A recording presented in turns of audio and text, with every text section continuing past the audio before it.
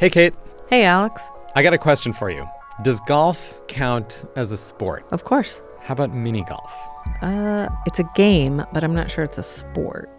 Why do you ask?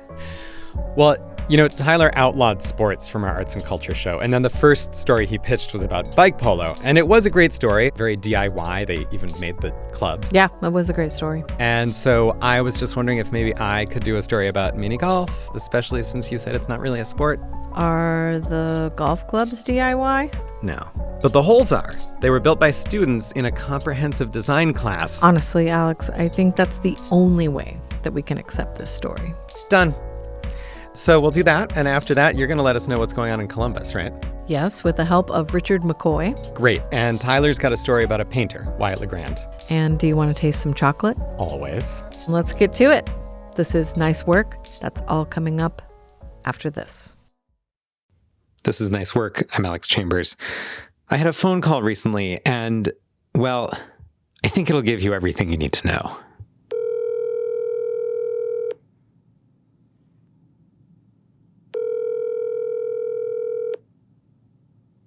Hello. Hey, Brad. It's Alex. Hey, Alex. How's it going? I've got some bad news. Oh. So I know we've got a few different ventures underway, and I'm confident that each one is going to add another $1 million to our portfolio. So it's not the worst ever, but actually, remind me about the details of literary mini golf. Oh yeah, this one's going to kill. So what you do, this is the idea. We take a novel, some great American piece of literature, a real blockbuster, something like Moby Dick. Yeah. And, it's got a through line, it's got thrills. So my idea is what we do. We take this book, we break it up into like the main plot points, and we lay it out, get ready for this, as a mini golf course. So if it's Moby Dick, then you've got you got one hole for when he meets Queequeg, and you're like putting under a bed where they're snuggled up together. Or later on, you're like on the pirate ship. People love mini golf holes on boats. That's true. And then you discover the whalers under, the hidden guys. Or maybe at the end, even you have like a water feature where you have to put it in, and it's like a whirlpool, and it pulls your ball in, and then out pops a little coffin. Yeah. Yeah. Oh man, so good. It was a brilliant idea. I'm glad we came up with it. You don't sound happy. Yeah. Well, we got scooped. Oh, you're kidding. Brad, I wish I was. What happened? Well, you remember Grand Floon. It's the Kurt Vonnegut themed literary art and arts festival in the summers here in Bloomington. They focus on a different Vonnegut novel every year. So this past year was Cat's Cradle. And somehow, a stupid professor of comprehensive design had this idea to have his students design mini golf holes for it. And unlike us, they actually did it. And now they're going to make $1 million. Damn it. This is the thing about great ideas. Someone else always makes them happen before we do. I know. Remember that online social network we thought of in college? Oh, yeah. Book of Faces. It was so good. It was so good. No. Well, in this case, I did do one thing to undermine this whole mini golf project. I found a bunch of professors, and I convinced them to play through the holes, and then I interviewed them about really depressing topics. The atom bomb, dysfunctional families. It's going to totally ruin the marketing for Vonnegut. So we might still have a chance. You've always been such a good saboteur. You're so good at tearing down and destroying. Thanks, Brad. You're the best. So here's what I put together as an anti-marketing scheme for Vonnegut. The design professor's name is Maxwell Furtick, by the way, and his students designed 5 holes. I'm Alex Chambers, and I am at the first hole of Vonnegut at Grand Floon, and I think we're going to get started playing some mini golf and talking about the atom bomb. And we're going to be talking with Andy Bruno. Andy, can you tell us a little bit about yourself and your background? Yeah, so I'm a professor in the history department here at Indiana University Bloomington. I actually only joined in August, so I'm pretty new here. Welcome. Yeah, thank you. And I work mostly on the history of the Soviet Union, including things nuclear. So why don't you go ahead and grab a club? Oh man, all right. Because the whole point is for you to play mini golf while we do this. All right. Cat's Cradle came out in 1963. the bomb, the atom bomb, was, I think, more a part of people's imagination back then. Can you tell us, while you putt through, about the public imagination of the bomb in the 60s? I would say, going back, it's interesting because, there was fears about this mega weapon even before the advent of the bomb at the end of World War II and the destruction of Hiroshima and Nagasaki. But by the 60s, the Soviet Union had already gotten the bomb. Nuclear fallout was a major issue. And we had just had the Cuban Missile Crisis, where there was almost the use of the bomb. So people were terrified. It was an absolutely terrifying moment that, because of these geopolitical contests, we might face world annihilation. So we're going for the first putt here. All right. Great start. How has the public consciousness of the bomb evolved? It's 2025 now. Yeah. How are we thinking about nuclear annihilation these days? And feel free to take another shot. It's hard to talk and concentrate on my golf swing here, but all right, that wasn't that bad. That was not a bad shot. Yeah. So a lot of things happen right in that middle of the 1960s. There starts to be these efforts to rein in nuclear testing. There later on is efforts to limit nuclear bombs production, starting in the 70s, but especially in the perestroika period in the 1980s. And for a variety of reasons and a variety of things that happen, the bomb just becomes less of a concern. The fear of nuclear annihilation goes away. And, for people who are sort of okay with it, they compare nuclear power and nuclear use to electricity. People were scared of electricity when it was first around, and then it kind of becomes less of an issue. I might be able to switch to my left hand. Yeah. That'd be good. Yeah, in terms of where we are with the bomb, right? I think we're not scared enough. I think that we... Great. That's great to hear. It's not just about sort of the bomb in the hands of some terrorist group or something like that, but we're relying on politicians who, if I could put it delicately, do not seem to have the most adult sense of impulse control to not use these weapons of mass destruction that could cause just indescribable human damage and planetary damage. So I think we should still be paying a lot more attention, and I do think that we should be trying to go to a world of no nuclear weapons at all.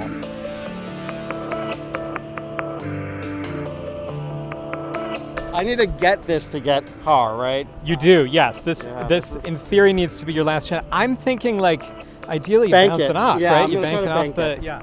All right, let me try to bank it. Beautiful. So beautiful. Andy Bruno, thank you so much. Thank you.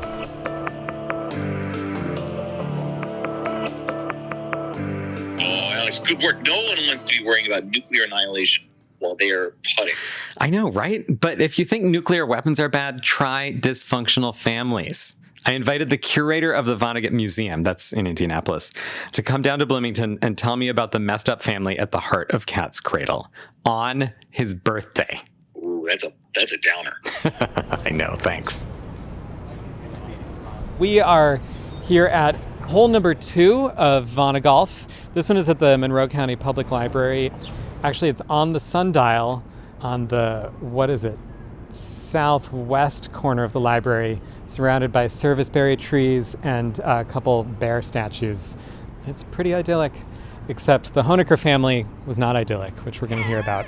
So I'm here with Chris Lefebvre. Chris, do you want to introduce yourself? Yeah, I'm Chris Lefebvre. I am the curator of the Kurt Vonnegut Museum and Library, located in Kurt's hometown of Indianapolis, Indiana. Today is my 42nd birthday. That's right. Happy birthday. Thank you. I can't think of any other way I'd want to be celebrating this by playing Vonnegut-themed mini-golf outside of a public library. Yeah, it's a great place to be on your 42nd birthday talking about a messed up family also. Absolutely, yeah. So what is the par for this course? 5 or 6, probably. 5 or 6, okay. First shot, very nice. Thank you. Oh, wow. First hole. Hole in 2. So this is you didn't quite make it to the hole. That was a hole, that's not the final hole. Oh, a fake hole. Okay. But I gotta say, you're gonna finish this mini golf hole before we finish our conversation. So for folks who don't know the Honeckers, can you tell us about them? Well, there's the father, Felix Honecker. He is the scientist and creator of Ice 9, which is water that solidifies at room temperature. It's an idea that Vonnegut himself got from a scientist named Irving Langmuir. So he has 3 kids, Newt, Franklin, and I'm blanking on his daughter's name. Angela, yep. And so Newt is a small person who is desperate to find love, and Frank is pretty emotionally stunted. So is Angela to a certain degree, and long story short, they all end up with pieces of Ice 9, and the results are not great. Tell me about the Honeckers in relation to Kurt Vonnegut's own life. I think there's a bit of metafiction there. Kurt came from an incredibly prosperous family. His father was an architect. His mother was a brewery heiress. She passed away on Mother's Day Eve in 1944 while Kurt was home visiting under less than great circumstances. That was really challenging for the Vonnegut family, and Kurt's father in particular, from the way Kurt describes him, became a bit of a shut-in with a somewhat incredibly remote and reserved personality. And so I think bits and pieces of Felix Honecker as being a super unavailable human being are accurate to Kurt's family. I think beyond that, Kurt's brother, Bernard, had a bit of the scientist mind where he was like, when he worked at General Electric in physics, one of the HR people came into his office and said, "You can't have your desk looking like a disaster like this." And Kurt's older brother said, "Oh, if you want to see the real mess, look in here in my head." And I thought, that's very true of scientists and authors and all kinds of people in the world, and myself included, I think. And then I also think it's interesting that another thing about Felix Honecker is that he was so unaware that he tipped his wife when she gave him breakfast at one point. Yeah, and that's based off a real urban legend in Schenectady, New York from General Electric, where the scientist Irving Langmuir that Vonnegut got the idea of Ice 9 from, he allegedly had tipped his wife for serving him breakfast. Oh, darn it. That was in 4, which is pretty good. This is great. Chris, thanks so much. Alex, I'd like to give you a tip. Oh, thanks, Brad. The best time to travel to the Caribbean is actually in the summer because ticket prices are reduced because it's warm everywhere, but it's still beautiful there. So glad to know. Cool. Another tip. Yeah. If you have mildew problems in your laundry, you can pre-treat the laundry with a cup of vinegar. I think we need to get back to Vonnegut now. All right. Okay. All right. We are at hole 3, which is San Lorenzo, which is the tiny island nation of Cat's Cradle. I'm here with John Kay. John, can you just start by introducing yourself? Yeah, I'm the Executive Director of Arts and Humanities for IU Bloomington, and it's my job to kind of be the cheerleader and promoter of the arts and humanities at Indiana University, and just really love the work that I do, and we get to do the Grand Falloon Festival every year. Love it. So this is hole 3, San Lorenzo. We're going to play, you are going to get to play through this hole as we talk. I should have been practicing. That's okay. We've got different levels of mini golf skill. Let's start out with your memory of San Lorenzo. My memory is in Cat's Cradle. Right. I just had this this vision of San Lorenzo that's this kind of odd little kind of puppet state. It's both playful and serious. It's both military and propped up. And so it seems like a place that's very tropical and touristy, a great place to go, great place to set up business. And yet it's all being propped up with a conspicuous postmodern facade. Okay, so now we've got the ball. We've got the ball in the turfy ocean. I think can you hit it up the ramp? Okay, we're gonna go up the ramp onto the island. That's what we're shooting for now. Beautiful. Oh, but the island sloped back into the ocean. Can you just say a little bit more about the postmodern facade? That it doesn't matter what's happening behind the scenes. None of it has to do with the structure. It's all as long as you call it things what you want them to be called, as long as you pretend like things are the way you want them to be, whether it's a sham marriage, whether it's who's the puppet king, their president. It doesn't really matter any of that because all those decisions are being made other places. It's all just a sham. John Kay has just putted it up onto the island of San Lorenzo. Whoa. And beautiful. John Kay, thank you so much. Thank you so much for covering this, and thank you for bringing people around putt-putt golf to talk to us and to share the Vonnegut with them.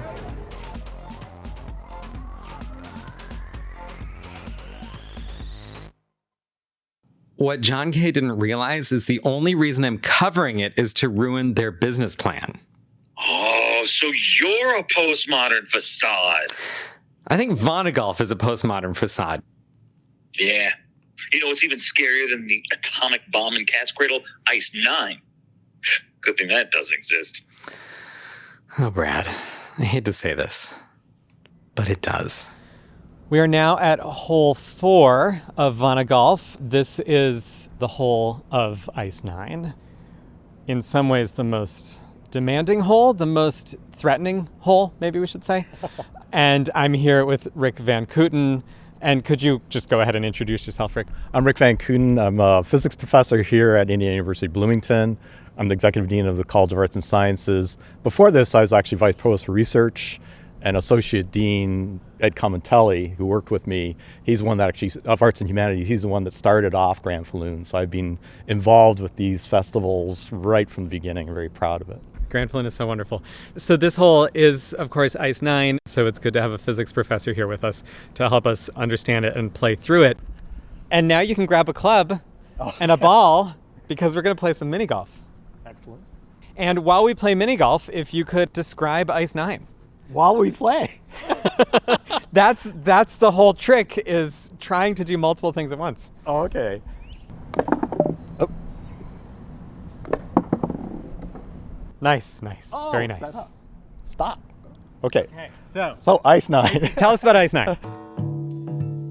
So Ice 9, which is almost like a character in the book, is a substance that was developed by Felix Honecker, the scientist in the book, where if it touches any form of water, just instantaneously turn all that water into ice. And Felix Honecker developed it in response to a request from the Marines of how to deal with all the mud on the battlefield. As that they're slogging through mud, the tanks are getting bogged down in mud. So he developed this thing so that if a shard of this Ice 9 touched the mud, it would instantly solidify all the mud and they'd be fine. And of course, the fact that if it touches any kind of water, if it touches an ocean or a lake, it can lead to the apocalypse, which indeed what happens at the end of the book. So actually, maybe just describing Ice 9 first. Please. So just like water has different phases, so you can have liquid water, solid ice water, and also gaseous. So the solid ice also has phases. The water molecule, H2O, is kind of odd. Water is weird, actually. The fact that it gets less dense when it freezes and it floats on top of water is probably a reason why life exists today. So that almost everything gets more dense when it freezes. Okay, but regardless. So there's different ways to stack all those water molecules into a pattern, into a crystal. And actually, what we call just regular ice is Ice 1. And when physicists say the different phases of ice, use Roman numerals. So it's ice with the Roman numeral I, and it has a subscript H for hexagonal. Okay. And that's the 6-fold symmetry that you see in snowflakes. Huh. And there's also Ice 1 that's cubic. That you can just you know what a cube is, so it's very simple. And that happens at at 0 degrees Celsius or 32 degrees Fahrenheit. But it changes with pressure too. So if you have temperature, and we have some of a phase diagram with temperature, say on the horizontal scale, and pressure on the vertical scale, there's all sorts of forms of ice. As you increase the pressure, so in fact, if you just stay at 0 degrees Celsius when you have ice and increase the pressure, you'll encounter 11 different phases of ice where those water molecules are packed differently. Wow. In fact, the book talks about arranging cannonballs, if you can arrange cannonballs in a pyramid. That was actually a beautiful metaphor. And in fact, that when the book was written, they only knew about 7 phases of ice. Huh. So when he talked about Ice 9, it was fictional because it didn't exist right now. Right now, there's 19 crystalline phases of ice and 2 amorphous phases. So Ice 9, there's a real Ice 9. You can make ice 9. So it's That's terrifying. that's right. It's colder, like a fair bit colder, but at 2,000 atmospheres. So hellacious pressures. And so, ice 9 itself, the real ice 9, wouldn't exist on Earth. There's different forms of ice that could actually be deep down the Antarctic ice because of high pressures, but you won't get to 2,000 atmospheres type thing.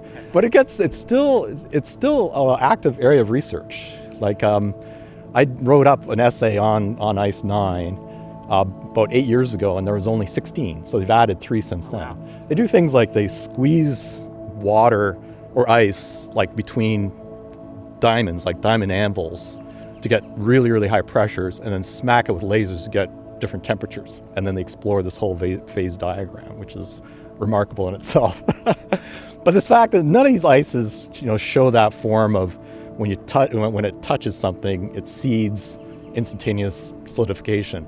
Right, because what's happening with the seed of the ice 9, the shard of the ice 9, is that it gets put into water and it changes the crystalline structure. Right. And again, Dr. Breeder in the book, the colleague of Honiken, he actually does that metaphor of the stacking of the cannonballs. It's sort of like once you start stacking them in a certain way, it's guaranteed that you make a big pyramid, for example, a tetrahedral structure. So the minute you start, then all the other pieces are forced to fall into place. So what you have to do is seed it at one place. We call it nucleation. You have a nucleated site that follows that, and then everything spreads from there. Fascinating. Okay, I think you should take another shot, and then we should talk about the significance of ice 9 in the book. I think the word nucleation might be a good transitional word there. Oh, this one is going to be hard. This is going to be a hard hole. I'm really Canadian, so I could play like hockey and just have multiple shots while it's moving. Oh! I think it makes sense to do this one as hockey anyway, because we're on the ice. The hottest ice around. Yeah. Very nice. And he makes it in. We don't know how many shots. That's okay. Yes. Good work on the hole. Actually, do you want to talk about the science part of how he got that idea? Yes, please. Yes. Fascinating. Very much so. So the whole idea of ice 9 is that Kurt Vonnegut's brother, Bernard, worked at General Electric for a Nobel laureate. He was a physicist chemist, Irving Langmuir, who won the Nobel Prize in the 30s. And he was working on actually seeding clouds with silver iodide to generate nucleate, actually, rain. So there's another nucleation. And Bernard worked for him. And in fact, Honiken was based on Irving Langmuir as a very odd person. As a very odd person that just didn't worry about the social implications of what he did, akin to Honiken. H.G. Wells once visited GE, and Irving Langmuir pitched this idea to him for a story, for the idea of a story of Ice 9, using Ice 9. Yeah, or I don't know if he called it Ice 9, but he called the fact that somebody could develop some substance that instantaneously turns things to ice, and what's the implications of that. But that H.G. Wells turned him down, or he never used it in any of his novels or his stories. But Bernard may have brought it back to Vonnegut, or that Bernard Vonnegut, Kurt's brother, right? Or that Kurt Vonnegut himself worked for General Electric for a number of years as a PR person. So that's the science behind it. All right, Rick Van Kooten, thank you so much. Thank you. Thank you very much. Oh, so we're okay if the ice is stacked in a pyramid.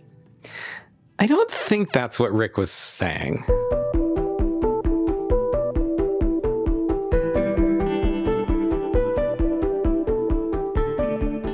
This is hole 5 of Vonnegut, and I'm here with Christina Jarvis to play through and talk about Bokononism. I'm a professor at SUNY Fredonia, and I'm here because I wrote a book called Lucky Mud and Other FOMA, a field guide to Vonnegut's planetary citizenship and environmentalism. So, as we get started, and as you start to play through this hole, I would love to hear you just describe Bokononism. Okay. So probably for people who are uninitiated, Bokononism is a made-up religion, and in the novel Cat's Cradle, it has a long, complicated history, but before Bokonon, when he's Lionel Boyd Johnson. So just to be clear, it's not just a made-up religion because it's in a novel, but it's made up within the novel as well. Yes. And in the novel, San Lorenzo, the mythical island country, it goes through this long history of colonialism. No one wants to rule it. Then Castle Sugar tries to take it over, and there's unprofitable. But anyway, these two people wash up, and they are going to make it a paradise, and they're going to rule. And so one becomes the first ruler, and they invent Bokononism after they realize that they can't provide the people of San Lorenzo with, economic stability. They can't provide them with, they try to share the income and it's like $7. They can't give them anything. So the one thing they could give them is this religion, this made-up religion. But it's more than just like an opium for the masses. It's full of terms that actually bring people together, rituals that make people feel better. So all these different terms and practices. So it actually works, but it's also very self-conscious of its constructed nature. When you open the novel, it has two epigraphs. The first one is, "Nothing in this book is true," which is a paradox, of course, because if that's true, then that's a true statement. And then the next one is, the second epigraph is, "Live by the FOMA that make you brave and happy and healthy and kind." And a FOMA is a harmless untruth. And so it's this idea that it just meets the needs and can be reinvented for the people. So it's a religion in flux. You want to take a stab at the mini golf? Okay, and I just for the record, this hole is set up so it's either going to be like a par 27 or a lowish par. And I think a lot of the holes are set up that way. In the books of Bokonon says, if I'm ever put on the hook and killed, expect a very human performance. So I'm gonna use that as my disclaimer for this golf game. Expect a very human, flawed performance. I can't even get the ball to stay in one place. Yeah, this is challenging because we should say the whole thing is on a slant away from the actual final hole. And so it does seem like it's going to be well nigh impossible. Okay. So, hey, you're free. Okay, here we go. Here we go. Oh, very nice. Oh. Do you want to take another shot? This is really just shot 2. You're actually not that close to the end of the hole. Okay. It's probably because I said it would be par 27. It's true. Yes. True.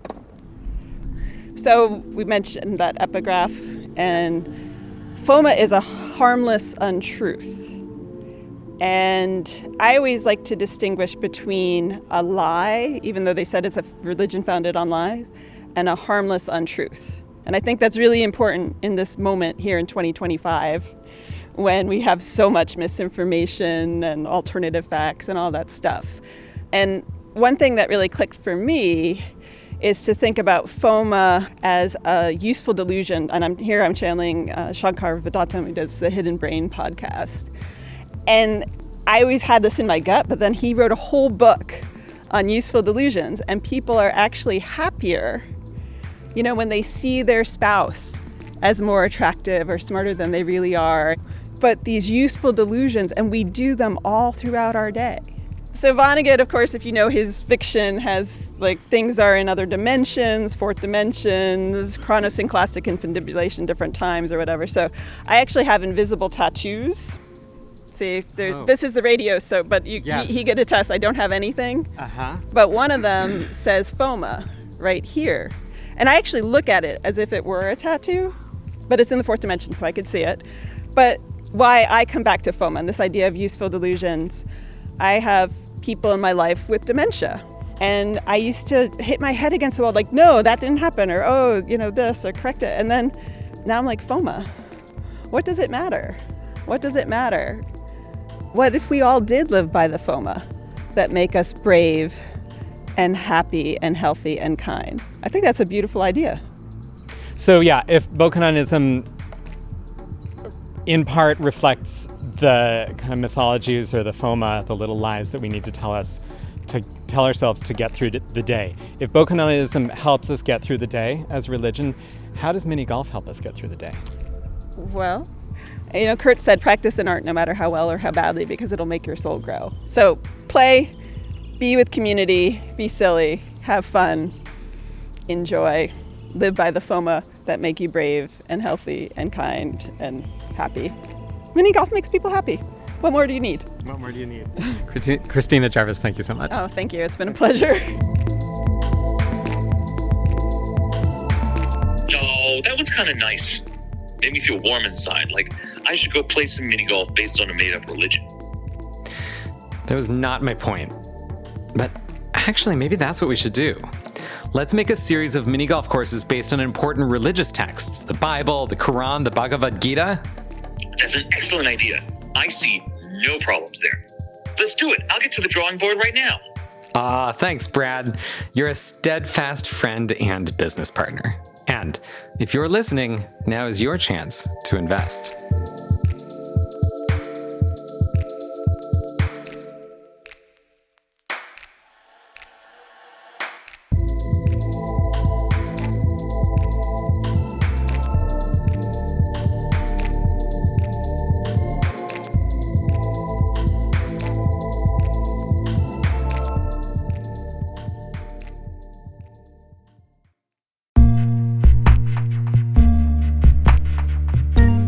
This is Nice Work. I'm Kate Young, and I invited Richard McCoy to talk with me today about Exhibit Columbus in Columbus, Indiana. He's the executive director of Landmark Columbus Foundation, the organization that runs Exhibit Columbus, the temporary collection of interactive installations in downtown Columbus. Here's Richard McCoy. Places need narratives. I think the places that we find have authentic meaning in our lives are those that have narratives that resonate and have significance that is visible or sometimes invisible. And we're very interested in exploring that in Landmark Columbus Foundation. Exhibit Columbus is our most visible program, and this year we have 13 projects in Exhibit Columbus that are on view. It takes us 2 years to put these projects together, and in developing those projects, we're always exploring what is the narrative of each one. Not just for the sake of a story, but it's that belief in the humanities that we find meaning in our life through conversations, through reading, through looking. And through stories. And through stories, yeah. I think in Indiana, there has not been in the past 20 or 30 years a lot of buildings that have had strong narratives in them. Here in Bloomington, you have some interesting examples. Not far from the studio in which we are recording this interview, there's a new building that was designed in the 1950s by a world-famous architect named Mies van der Rohe. And this idea, which fell apart in the 50s, was brought back to life in the 2020s. And there's a fantastic narrative, and you saw that narrative get spread, frankly, around the country and to a certain extent around the world. Like, people were fascinated by that. By the fact that we were building this here? Yeah. That made, for all of the art and architecture nerds, that was something to have a take on. And people did. It was fun. Oh, yeah. Yeah. I'm sure every student that walks by that, whether consciously or certainly subconsciously, they take notice of that building. That makes a dent in their visual experience. Well, and especially if they see it at night and it's kind of glowing and yeah. It's kind of sexy. It's cool. It's like, it's sort of floating. Yeah. Yeah. It's inspirational. Let's get back to Columbus a little bit and to Exhibit Columbus. I want to hear more about the vision of it. After World War II, Columbus emerges, like many cities, with this booming population. And there is this recognition from some of the industrial and philanthropic and civic leaders that there is an opportunity to meet that boom with great amenities that would cause people to want to live there. And so Cummins, the state's third largest publicly traded company, starts a foundation and starts investing in these things that make for a great city. They start subsidizing education, city parks, city buildings, city libraries, with the idea if you try to make the very best city of your size anywhere, it will attract bright, interesting people to stay there and to move there.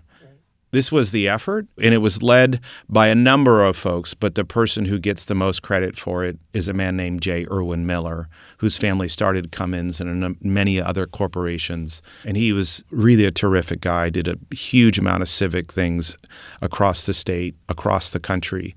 He passes away in 2004. His wife passes away in 2008. So by 2010, Columbus is starting to ask itself, are we going to continue that tradition? Do we have the capacity to do that? How are we going to care for this legacy? And so we started to build our organization in 2013 and 14 from scratch to explore these questions, to start to find answers to them. So we built this organization with our community foundation that we end up calling Landmark Columbus Foundation. And then the feature program is Exhibit Columbus, which is now in its 10th year. And it, in particular, was designed to invite interesting artists and architects. Let's give them little projects in Columbus, and let's give them those projects in context of some of the masterworks of the city. So we get to reimagine these buildings, these places, these parks, these city halls. And so this is what Exhibit Columbus is. It's in its 10th year. We are about to finish our 5th exhibition. This exhibition has 13 installations of temporary art and architecture. So could you give an example of one of the pieces from this cycle? Sure. And the theme this year was? Yes, and. So every year we have a different theme. It starts with a group of curators that we had. And so there's 7 what we call curatorial partners that work with us to create the theme, help us select the designers. And then there's 4 categories of designers. The largest part of our program, Exhibit Columbus, is the J. Irwin and Xenia S. Miller Prize, named for that couple I mentioned early on, these great philanthropic, corporate, civic leaders. And the one that I think might help folks understand what this is all about is a project created by ADWO, AD-WO, stands for Emmanuel Edmasu and Jen Wood. He from Eritrea, she from Australia, and together they create a practice that is really about exploring narratives and occasionally lost narratives. Emmanuel in particular has been a leader in Black space and creating projects that think about Black history in the United States and in Africa, particularly Eritrea. We assigned ADWO a former location of a 4-story Victorian building that burned in December of 2022. Oh, wow. And so October of last year, we had Jen and Emmanuel in this empty gravel lot or kind of dirt lot in downtown Columbus at 5th and Franklin, right in the center of downtown. Wow. And we said, here's your site. Please make us something interesting in less than a year. So they sat out there with a card table, interviewed people, what would you like to have? They take this information, they take their own work, they went home, they came up with a concept, they present it back to the community in February of this year at our design presentations. All 13 of the participants presented their concept. They get feedback from the community, they get feedback from the curators, they get feedback from us. So this is where we're getting into a little bit of community engagement. The community has a role in this. And I think this is important in public art. This is important in placemaking. This is important in government. And we then take all of that feedback. We give them some money. In a case of ADWO and the Miller Prize, we give each one of them $75,000 to make a temporary installation that opens in August.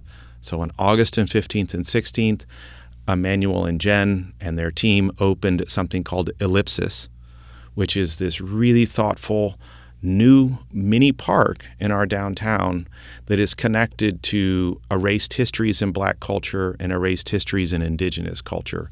It's a very subtle narrative drawn out through the space that it's around, the plants that are in it, and the systems that are used to create shade.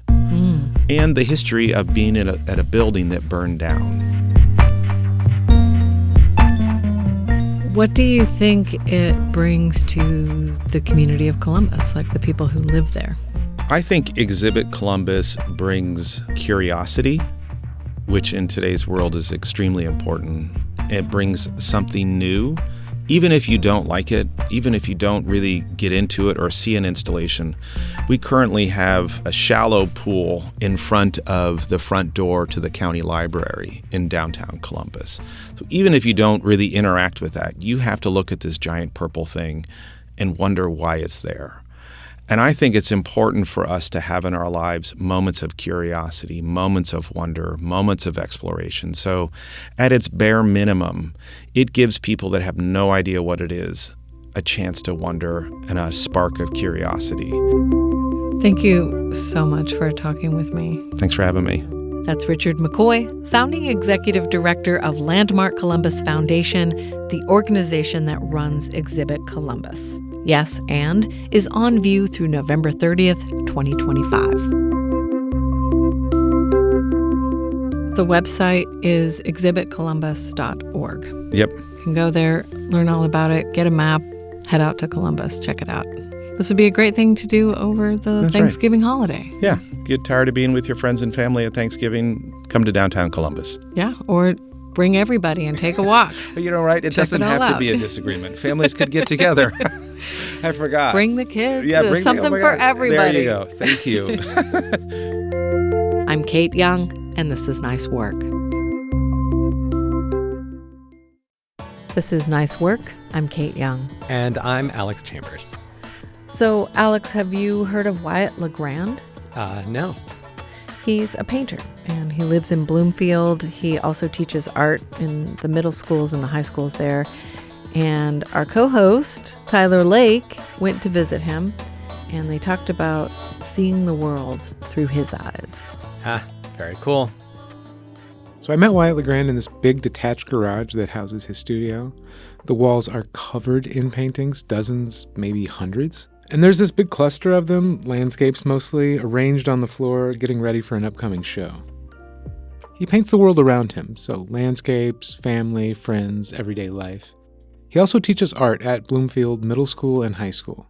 And he tells his students to paint what you see, not what you know.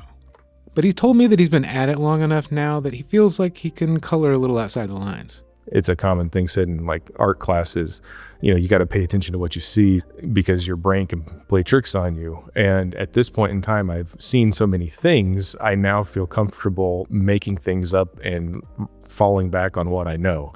It doesn't always give me the most representational picture. It might not be as real as the thing that I was actually seeing, but stylistically, I feel like it speaks a little bit more.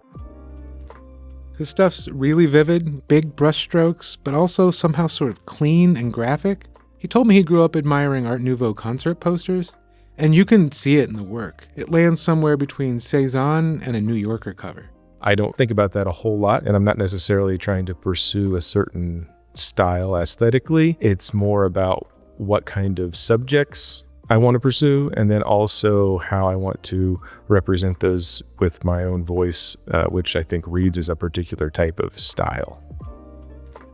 And he likes to paint everything. I mean, he does these big sweeping Western vistas, but he also painted a charcoal grill.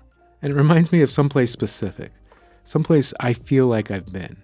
But mostly, it's these paintings of small-town urban life that make me stop and catch a breath. With just a few brushstrokes, he can really capture these places. He does it through rooftops and staircases and those snarls of power lines you see overhead. His paintings also feature a lot of family and friends, even the classroom on occasion. Many of these paintings feel like an artist grappling with balancing work, art, and family. So it's hard to separate the things you're seeing here in the studio from the rest of my life. I am the art teacher at Bloomfield Middle School and High School, so I teach grades 6 through 12. And that's my day gig for a good portion of the year. And when I'm not doing that, I've got a little family here in Bloomfield. He does manage to find the time to paint, though. And it almost seems like that's maybe the important part. I think work is really valuable. And in the process of working towards something, you end up making a lot more discoveries. The artifact is usually much less thrilling for me than the pursuit of whatever creative endeavor I'm on. So in a lot of ways, I think that is kind of what my definition of art is. As of right now, I kind of always think of art as being an aspirational thing and something I'm always striving to do, never quite sure that I've got there, but I'll just keep on working, and the work is fun. What first struck me about his paintings is what I keep coming back to. They really make me want to go explore small Midwestern towns, even the ones I thought I knew by heart.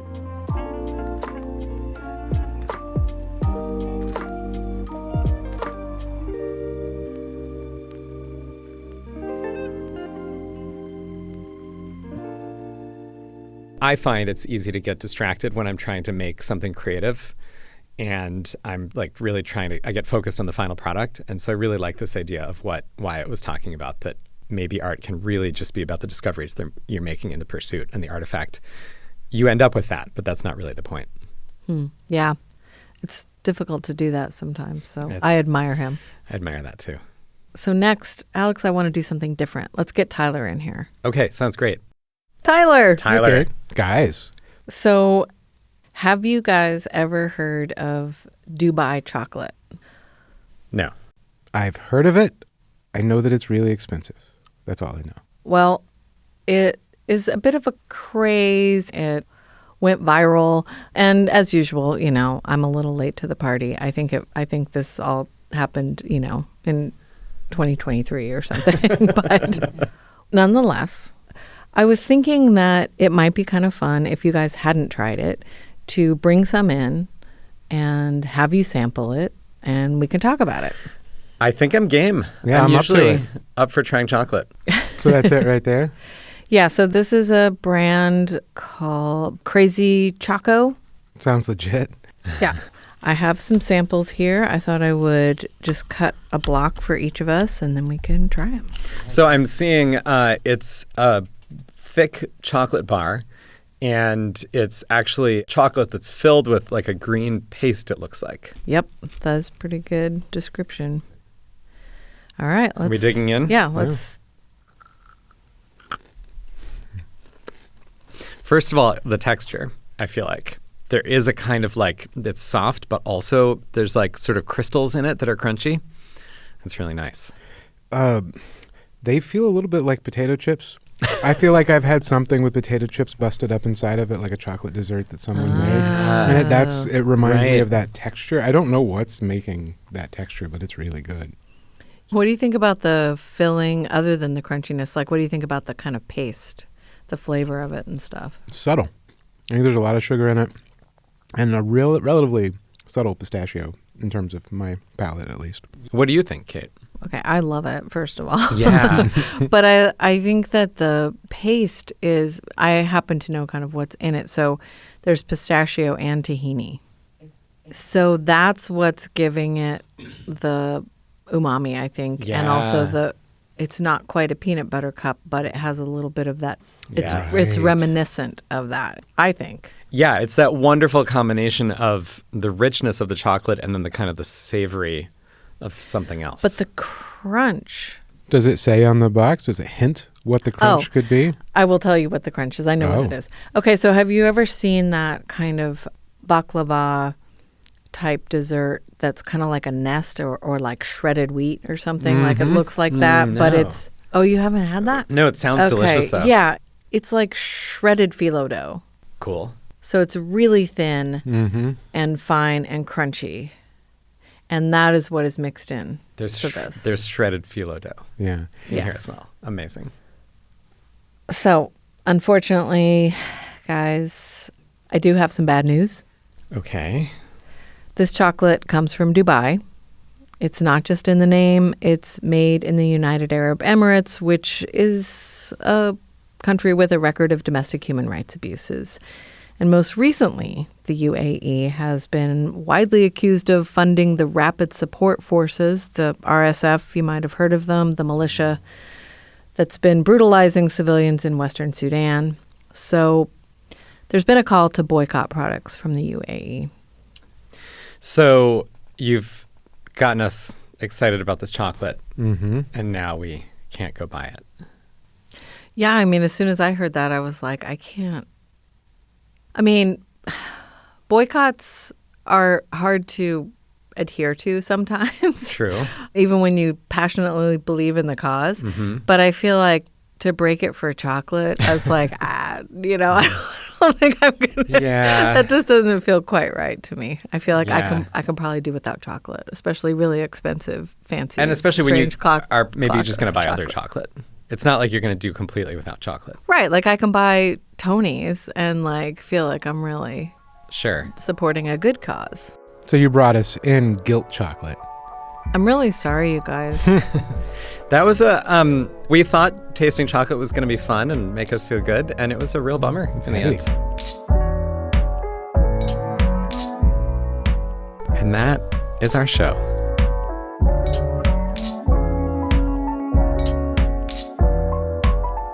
You've been listening to Nice Work, a production of WFIU, WTIU, and Indiana Public Media. Find us at ipm.org. This episode was produced and edited by Alex Chambers. We get production help from Danny William, Holly Wilkerson, Karl Templeton, Eddie Stewart, Leo Paes, Jillian Blackburn, and Jonah Ballard. Our theme music was composed and performed by Alan Davis. Additional music from Universal Production Music. Our executive producer is Eric Bolstridge. Thanks for listening. We'll see you next week. Nice work, Alex. Nice work, Kate.